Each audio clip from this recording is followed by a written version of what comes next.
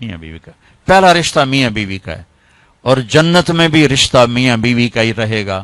ہر آدمی اپنی بیوی کے ساتھ، ہر بیوی اپنے خاوند کے ساتھ پوری جنت میں الگ الگ رہیں گے.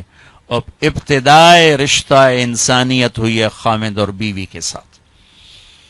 آدم علیہ السلام کو پہلے پیدا کیا، ایک پیغام دیا کہ کائنات کا نظام مرد کے گرد گھومے گا، عورت کے گرد نہیں. مرد الرجال قوامون علی النساء کا مطلب ہے کہ کائناتی نظام اللہ نے مردوں کے سپرد کیا ہے، اس کو چلائیں گے. یہ چل، عورت اس کی معاون بنے گی، مددگار بنے گی. اس لیے آدم علیہ السلام کو پہلے وجود بخش، ان کا پتلا بنایا، وہ پڑا رہا، وہ خشک ہو گیا، پھر اس میں روح ڈالی، پھر ان کو کپڑے پہنائے، پھر ان کو جنت میں ڈالا.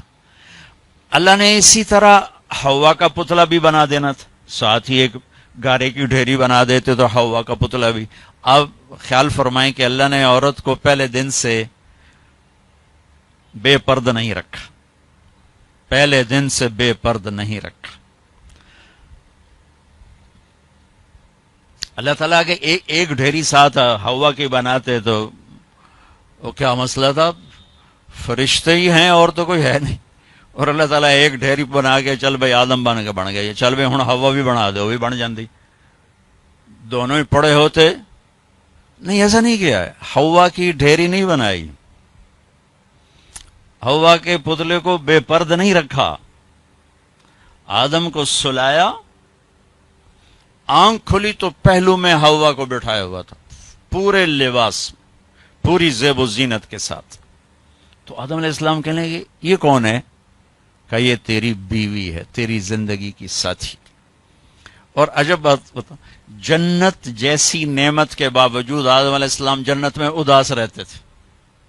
ماں جی آئی تو تھا اب بیدا دل لگا، نہیں تو جنت میں بھی اداس رہتے تھے. تو اللہ تعالیٰ نے نکاح پڑھایا.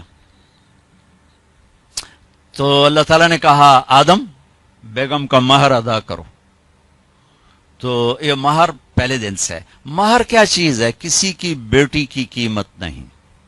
وہ جو مالدار گھرانے کی بچی ہو یا کسی جھوپڑے کی بچی ہو، مہر کسی کی بیٹی کی قیمت نہیں ہوتا. تھوڑا رکھو یا ساری دنیا سونا بنا کے مہر بنا دو، ایک بال کی بھی قیمت نہیں. مہر ایک علامت ہے، ایک علامت ہے کہ آج کے بعد اس لڑکی کا خرچہ یہ لڑکا اٹھائے گا. جب تک وہ زندہ اور یہ نکاح قائم ہے، یہ خرچہ خاوند قوامون علی النساء، گھر کا نظام مرد چلائے گا. عورت گھر میں بیٹھے گی، نسل کو تیار کرے گی، تربیت کرے گی، ایک خوبصورت نسل اگلی نسل کو دے کے دنیا سے جائے گی. بہت بڑی جاب ہے ہماری عورت کی. تو اللہ نے کہا مہر ادا کرو. کہا جی کیا ادا کروں؟ تو کتنا سونا چاندی تھا؟ تو اللہ تعالیٰ کہتا دا من سونا انہوں چاہ کے دے. تو میرے رب نے کہا آدم تیری نسل میں میرے محبوب آنے والے ہیں، ان پر ایک دفعہ درود پڑھ دے، یہ تیری بیگم کا مہر ہے.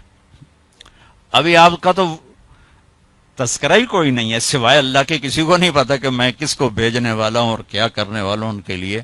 لیکن آدم علیہ السلام کو اشارہ کر دیا کہ تیری نسل میں میرا محبوب آئے گا، تو اس پہ ایک دفعہ درود پڑھ بھائی، یہ تیری بیگم کا مہر ہے. یہ انسانیت کا پہلا رشتہ ہے. والدین کے حقوق کے لیے چند آیات، اولاد کے حقوق کے لیے چند آیات، بہن بھائیوں کے حقوق کے لیے چند آیات ہیں، خاوند بیوی کے لیے سینکڑوں آیات. پوری سورت اتری ہے، سورہ طلاق، پوری سورت، سورہ نساء، سورہ طلاق، سورہ مائدہ میں، سورہ بقرہ میں، سورہ آل عمران میں اللہ نے سینکڑوں آیات اتاری کہ یہ رشتہ باقی رہے. کیونکہ اس میں کمزوری ہے، اہمیت کے باوجود اس میں ایک کمزوری ہے کہ ایک بول پہ ٹوٹ جاتا، باقی رشتہ ٹوٹتا نہیں. میں اپنی ماں کا فرما بردار ہوں یا نافرمان ہوں، ماں بیٹے کا رشتہ نہیں ٹوٹتا. باپ کا باغی ہوں یا باپ کا خدمت گزار ہوں، یہ رشتہ نہیں ٹوٹتا. بھائی سے لڑا ہوا ہوں یا صلح ہے، یہ رشتہ نہیں ٹوٹتا. لیکن خاوند اور بیوی کا رشتہ ایک بول پہ ٹوٹ جاتا. میرے نبی نے فرمایا علی طلاق سے بچنا، جب طلاق دی جاتی ہے تو اللہ کا عرش کانپ اٹھتا ہے، اللہ کا عرش کانپ اٹھتا ہے. جب بیجا طلاق دی جاتی، ضرورت کے تحت تو طلاق رکھی گئی، لیکن جیسے آج کل کی طلاقیں ہو رہی تو اللہ کا عرش کانپ اٹھتا. میں اسلام آباد سے آ رہا ہوں سیدھ، تو وہاں ایک بچی ملی مجھے، کہا کہ مجھے طلاق ہو گئی، کہ سسرال والوں نے کہا تیرے ابے گڈی تو دیتی کو نہیں، چل واپس، اور خود وہ ڈاکٹر ہے جی، طلاق ہو گئی۔ تو اس طرح جب ظلم و ستم ہوتا ہے تو پھر اللہ کا عرش کانپ اٹھتا ہے۔ تو یہ رشتہ کیسے گزارنا ہے کہ زندگی خوبصورت ہو جائے؟ کیونکہ میری بات سن لیں غور سے، آپ مالدار لوگ بیٹھے ہیں، پیسے سے آپ زندگی کو خوبصورت نہیں بنا سکتے، گھر خوبصورت بنا سکتے ہیں، گاڑی خوبصورت لے سکتے ہیں، زیور خوبصورت خرید سکتے ہیں، زندگی کی خوبصورتی کا تعلق ان چیزوں سے نہیں ہے۔ زندگی کی خوبصورتی صرف میرے نبی کی غلامی میں ہے۔ نبی پاک صلی اللہ علیہ وسلم ایک پاکیزہ زندگی لے کر آئے، جو اس کے پیچھے چلے گا اس کی زندگی میں حسن آئے گا، جمال آئے گا، کمال آئے گا، باقی ویرانیوں کے سوا کچھ بھی نہیں۔